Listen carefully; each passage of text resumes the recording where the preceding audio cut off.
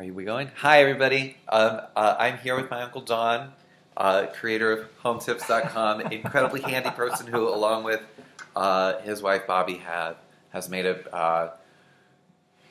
has turned every home into a project with a vision toward some kind of beautiful future design. And the home that we're in right now is this multi-decade labor of love for Don and Bobbi's, and so I feel just totally confident in the perspective Don has on how to do this work and his own good vision. luck with that. Don and I, on the window up here on my computer, have actually pulled up the three-dimensional tour of the house, and just before now we were looking at the design of the kitchen, and Don immediately was interested in how we were planning to build out. And so maybe you'll see us like frowning at the computer, but it's not you we're looking at, it's the virtual tour. But we'll pull it up and we'll start we'll get Don's thoughts and we'll start going through the questions that we have. So yeah, so we're looking at a view of the kitchen where we're sort of facing the kitchen sink and the window that goes out from there. And you know, the first thing that comes to mind really is this peninsula that comes off on the right that splits the kitchen off from the little dining area. And I don't know, my first thought about that really is to open that all up, to pull that peninsula out, to pull the cabinets out that come out from that peninsula above it, to open up the headspace there, and then take where the peninsula is and think about maybe an island unit there that you can actually circulate around, and that becomes kind of the central preparation area in the kitchen. You lose that dining or breakfast area that's off to the side there, but you know, if you enlarge the kitchen enough, you can still have a table over there or whatever. I mean, you know. But the problem is really that peninsula, you know, cuts off any circulation. I see the dishwasher is in it, and that dishwasher in relation to the kitchen sink it's kind of one of the few places that you can have a dishwasher, although you might be able to put it over on the left side. Obviously, when you open the dishwasher door, it has to be positioned so that it's not blocking cabinets and drawers and that sort of thing. So that could get a little tricky, but actually the dishwasher, if you took that peninsula out, you could put the dishwasher right on the right-hand side of the sink on the same wall. Oh, I see. Yeah. It's like it's swinging that 90 degrees that way. Well, yeah, like if there's that peninsula comes out toward the view, toward where we are in the view. So if you let's just say remove that. Yeah. Now you're just looking at the kitchen sink. Now on the wall that the kitchen sink is on, the window wall, you theoretically could just have the dishwasher on the right-hand side of the sink on the same wall. Right, and you'd extend the cabinetry out. I mean, the countertop, you'd have. Yeah, the countertop would go further to the right and go over the top of the dishwasher, and that would be, you know, it'd be way less confining to use that space. It's kind of hard to tell relative distances. I mean, I see the dishwasher's usually 24 inches wide, so you got 2 feet there, and then like maybe another 1.5 feet, and then another 3 feet. So give or take, you're kind of at about 6 feet maybe on the length of that peninsula. Yeah. Not really sure just how big of an island you'll be able to create there. Yeah. You know, is there another eating area that's, you know, related to the kitchen? I mean, is there like a separate dining room that other than what we're looking at here? Yeah. It's kind of, I would try to move it, but it would just take us so long to get back to this nice view that we have. But there's a dining room that's like off to the left of where we're looking at now. Okay. That has a table that seats, it looks like 6. Oh, that's awesome. Yeah. So, I mean, you literally, if you took out that bank of cabinets, yeah, I mean, you could just basically open up this whole area into kind of a wonderful kitchen. You'd have quite a bit of space for it. So our questions that are sort of less place specific and more about practice, we've put together in this Google document here. So first question, just like being very honest, how much if we don't have prior building experience, what kind of stuff are we better equipped to do on our own just by kind of doing our homework, and what kind of stuff do we really need to bring in an expert for? Well, okay, so our experience has been that, I mean, every remodel that we did, I mean, we didn't have any experience when we started. I mean, and you know, the first thing you do is you do the tear out yourself. Everybody can do that. Yeah, everybody can do the tear out, and then you kind of look at it and you go, well, what can we take on ourselves at this point? Electrical, plumbing. Yeah, because you're dealing with electrical and plumbing, and you'll be dealing with floors, lighting, appliance installation, cabinets, all that sort of thing. Now, the nice thing these days is that I mean, are you thinking about entirely replacing all the cabinets? I feel like what I remembered from Alex and Gabe is that a lot of the individual fixtures that were in there, like the sink, it's not a very good sink. The dishwasher didn't seem like a very great one. So probably we'd want to have at least the possibility of replacing a lot of that stuff. Yeah. I mean, and it's kind of like you really restrict yourself if you're trying to save this one thing, and all of a sudden now you're building everything around that and trying to match things and stuff. So sometimes it's easier just to tear it all out. Cool. And cabinetry, start from though, scratch. you can just put new doors on. Yeah. Or if you want glass, you can order glass. You could do that, except that the cabinet carcasses are not.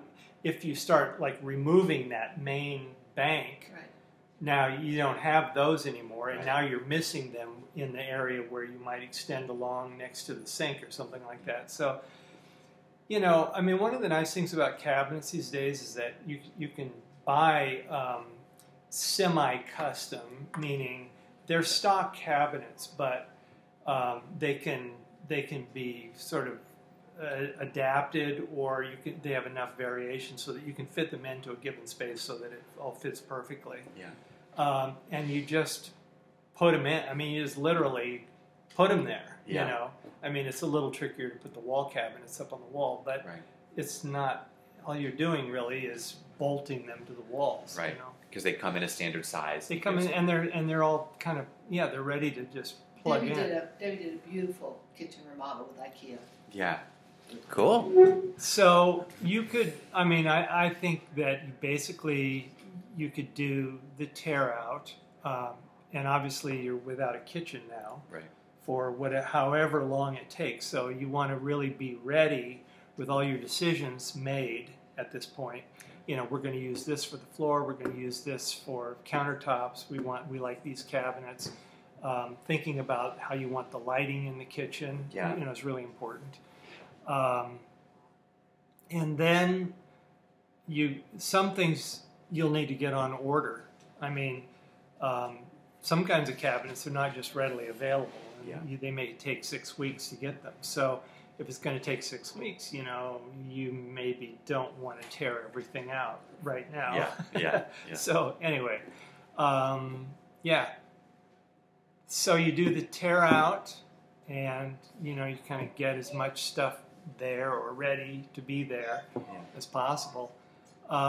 You could then. Usually, the floors will need to be patched once you tear the cabinets out, because the flooring materials, I mean, for one thing, you'll probably change the finished flooring in the room. But even, the subfloor will have cutouts and stuff in certain places. What is the floor now? Let's take a look. I can't tell if that's real tile on there or not. Maybe, or if it's just some kind of plastic that looks like slate or something. That would be interesting to know, actually. I mean, you wouldn't be able to patch it, though, if you start pulling out banks of cabinets. Well, you wouldn't have a match. Yeah, because there would be like bites out of it that would be like half a piece of tile. Where that cabinet is, there will be no flooring underneath it, theoretically. I mean, that's usually the condition. Okay.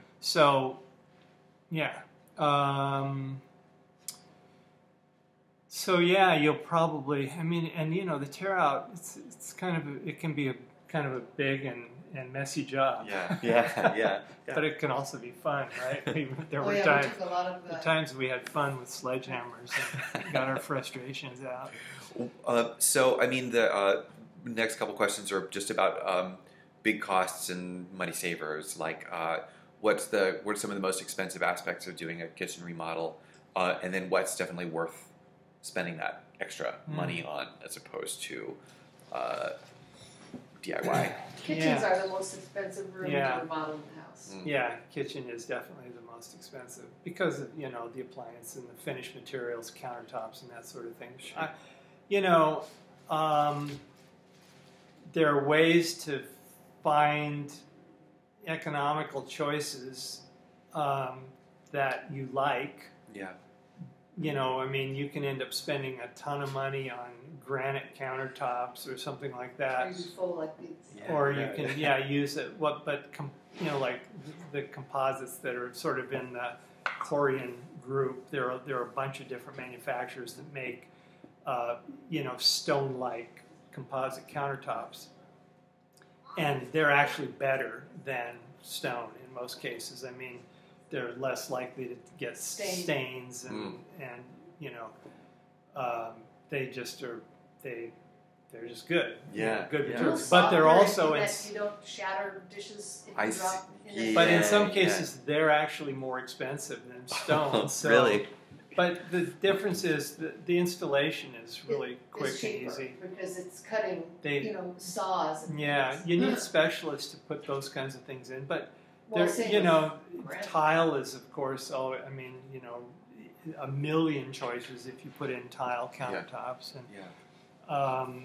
and then there are stone tile countertops like squares of stone. Yes. That, you know, were more affordable and more manageable to put in and that sort of thing. Also the grout can, you know, it can be hard to keep clean and keep sanitary. Grout. We've never opted for tile countertops just because of the grout lines and, you know, I don't know. It's just doesn't. We sort of like, you know, the one single expanse of counter so that stuff isn't getting in there and staining the grout or whatever. What?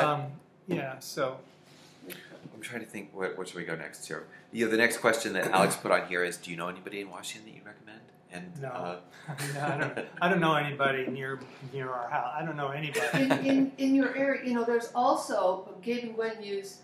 There's a handyman who knows how to do. Sometimes you can put an advertisement up in the local grocery store or whatever. Got it. There are retired professionals who love to do this kind of thing, wiring for cheaper, plumbing for cheaper, carpentry for cheaper. Yeah. I guess the electrical is something that I would want to ask specifically about, like how, going back to this first question of if we're doing wiring here for the first time, are we like, is that dangerous to monkey around with something like that for the first time? Yeah. I mean, it has to all be done to code. Yeah. You know, you're going to have to get a building permit to do this. Mm-hmm. You should. Yeah. Some people, you know, snake these things in, but then when you go to sell the house and people look at it and they go, well, this is a new kitchen. Where do you have the permits on this? Right. And you say, yeah, well, we actually, you know, it becomes a big issue in selling the house many, many years later. So, and also just for safety, you should get permits. That way a building inspector comes in or electrical inspector, depends on kind of, if it's in a small town, it's usually the same person. Yeah.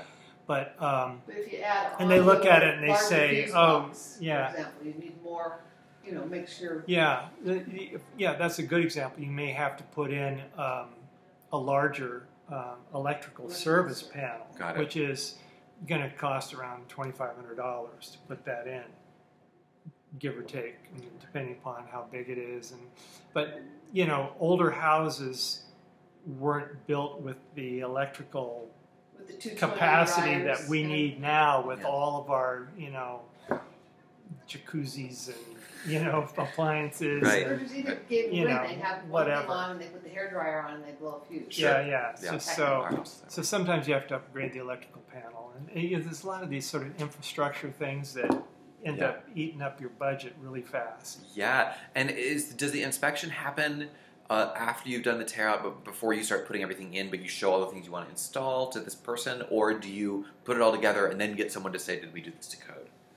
So what happens is somebody goes down and files for a permit. Got it. Okay, and you go to the building department and say, this is the work that we're going to do. Yeah. And they then have you basically on the books, and depending upon which kind of permit it is, they may come out at stages along the way. Like when you rough in the wiring, they may come out before you sheetrock. They'll have to see. they need to see the way that it's run through the walls before you drywall the room. Got it. So they'll look at that, and then it has to be made up a certain way at the electrical boxes, and you can learn how to do all this stuff, but you're probably better off getting In different states and an different electrician to come in and do different this. codes. I see. So, you know, we could do plumbing in San Francisco. That was a whole different system than we do plumbing and mopping out. Yeah, I mean, speaking of plumbing, another thing that I think we're interested in is trying to do stuff around capturing graywater. Just because we're going to have a big garden and stuff like that, we'd love to use, once water is used to wash a dish, it's not like the plants will mind. That we'll be able to save that kind of is stuff. kind of not code here. We Yeah. do it illegally. Yeah. You'll have to kind of check out what the local ordinances are for that So they sort might not of want to thing. let us do that kind of thing. If we... You know, I mean, some of this stuff you do after the fact too. I mean, Sure. like we did certain things like off the shower. We had the drain pipe. We put a Y in there so that we could run that off to collect that water. Sure.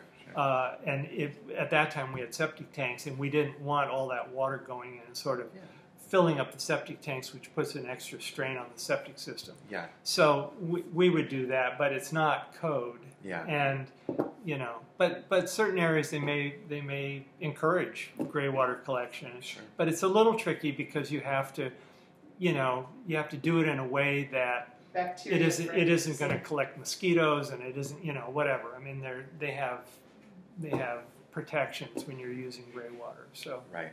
And that it doesn't obviously ever get mixed into your water supply in any way. Yeah. Any general advice about how to get materials at a wholesale rate, or what sort of used materials or appliances you can get that are actually a good investment rather than being cheaper but not working as well? Well, so, I mean, what would be ideal would be if you guys were to meet a contractor up in that area, some guy or person who does work locally, and you kind of have a relationship with them, and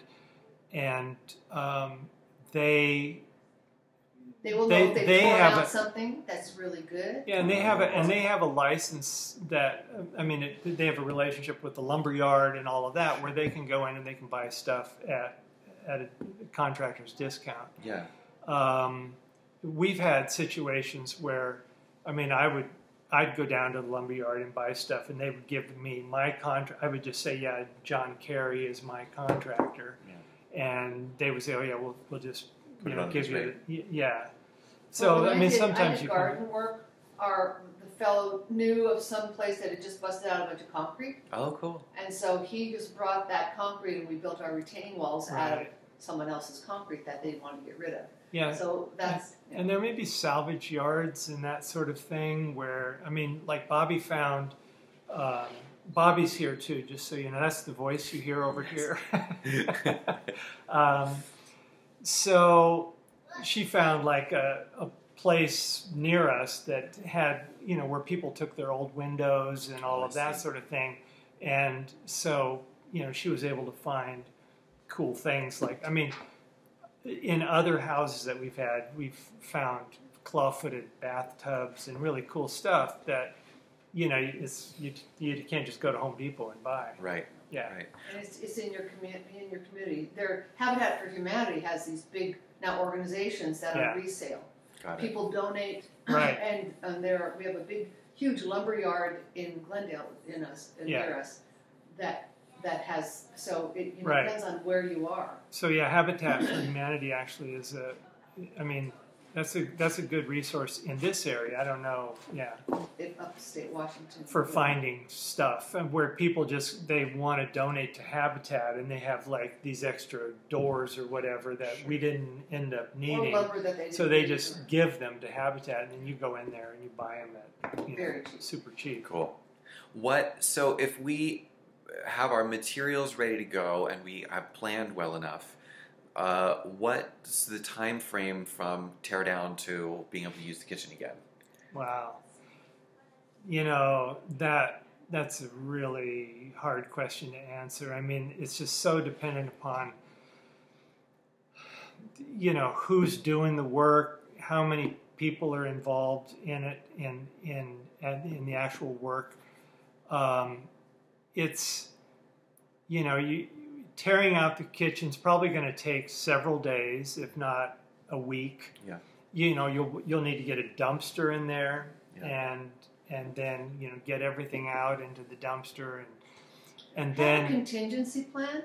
Have the refrigerator, if you tear out that part, have it plugged in to outside deck. Be prepared. How many weeks did we do our dishes in the bathroom sink? Yeah, I mean, you might be able to take a griddle, a microwave, where you have a couple weeks or a month of alternative ways of cooking and washing up. Keep the weather in mind. I mean, this is probably best to start this in May. Yeah. Okay.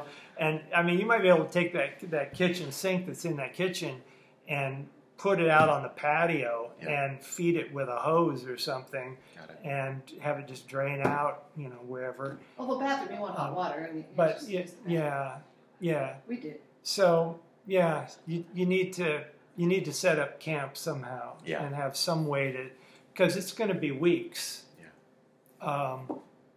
If you're lucky. Any one thing can hold you up. Sure. Whoops, the cabinets aren't ready. Sure. Whoops, the contractor got sick. Whoops, he's not done with his other job, or the stone didn't come, or the countertop. The cabinets are a big deal. I mean, if the cabinets aren't ready, you're stuck. Yeah. I mean, there's not. And also, if you're going to change the windows or anything like that, those sometimes have to be pre-ordered pretty far ahead. So depending upon whether you want something that isn't just stock. If you're going with stock materials, in most cases, you can get them pretty fast. Yeah. But it also depends on how remote you are, and that may be a consideration. Yeah, this house is in a town called Blaine, which is about a half hour from Bellingham. So that's not terribly. Sure. Yeah. Well, Blaine itself has got a lot of resources. Oh yeah, you'll have So to answer that question, so there are two sort of hanging questions here. One is how do you find people, and then the other one is how long does it take? Yeah, and the finding people one. You go to your local cafe and you start asking questions and you get references. Yelp. I mean, you can find, the best way to find people is to ask around, find other people who have done similar work and ask them who they used, did they like them, were there any issues, did everything go smoothly, if not, how did they resolve those issues? You really, and once you get a few prospects as contractors, you really, if you're going to bring in a contractor to do some or all of the work, and a lot of contractors are not going to really want to do some of the work. They're not going to be like, oh, okay, you're going to put in the cabinets, but then I'm going to come back and do this, and then you'll do that, and they hate that. Because they'd rather just be able to work on their own schedule. Because it'll hang them up. They have their guys, and it's like they're on they're on their schedule, and you'll be in their way, basically. Sure. And so if you work with a contractor to, you may be able to sort of negotiate that out and say, we'd like once this is done, then we'll do this. We'll do the floors, we'll put in the light fix, whatever. But otherwise, I mean, when you go after contractors, you're going to want to give them all the same. It's apples to apples. Yeah. Right. It's like, here's what we are going to want you to do, so that when they give you a bid, you know, your thing is oh no acting up here. There we go. Okay, so they give you a bid, you can compare it to these other bids, and the cheapest bid isn't necessarily the best bid. Yeah. I mean, chemistry is a huge thing, because these guys are going to be in your midst, they're going to be right in the middle of your household, and you know, you got to kind of have the vibe with them. You know, I mean, it's really helpful. I mean, if there's a huge difference in price, yeah, maybe price is the right one to go with. But if there are sort of small variations in price, you kind of go, wow, we really like this guy. He seems to fit right in. It seems like we'll be comfortable having him here. It seems like he's really, and then you say, you know, who can you give us the names of a couple of people that you've worked for? And you actually do call those people or go to their place and see what he did there. Say, hey, how'd it go? You know, cool. was everything cool? Any problems? You know, did everything kind of work the way that you thought it would? Because if you understand the process, you can be your own contractor and hire all the subs. Right. You hire the electrical and hire the plumbing. But if you really don't have, you know, it's nice for a contractor to come in and say, oh, you don't want to do it that way. You've not seen the big picture here. Yeah. You want the cabinets to be extended. They can give you some real helpful ideas that you have not thought about. Yeah, and another thing, there's sort of a little legal thing in terms of liens that when you have do your homework when you put together the contract with whoever's going to do the work, because if they hire the subs and they don't pay the subs, right, the sub can put a lien on your house. Yeah. Ooh. So the plumber comes in and then they have some kind of problem and he sends a guy away and he doesn't pay him.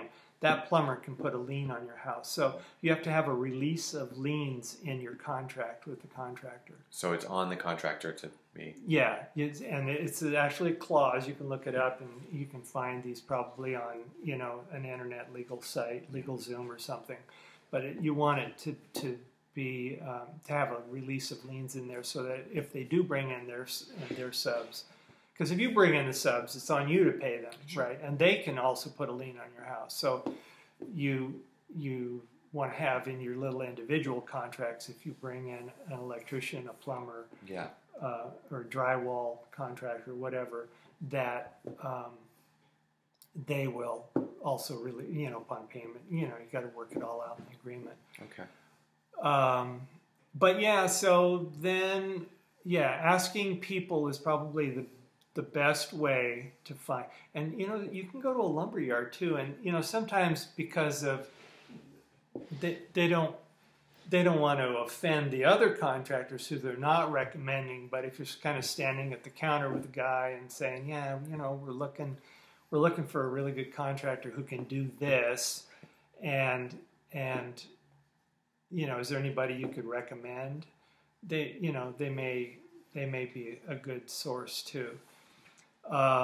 So, and then other than that, yeah, there are, if you kind of are willing to throw out a broader net, Yeah. like on Home Tips, my site, you know, there are lots of places where you can click on a Get a Contractor Now button, and that would send you a home advisor. Got it. You'll start getting phone calls, probably more phone calls than you want, like 3 to 5 phone calls within a couple hours. Wow. From people who, you know, hey, yeah, you know, we got a lead here that says, you know, you're looking for work and da da da da da, and they want to come out and give you a bid. But, you know, that's pretty random. I mean, But it's you're better off geographically specific. Yeah. Oh yeah, they'll be local. Word of mouth is by far the best way to find somebody. Cool. So then, and how long does it take piece?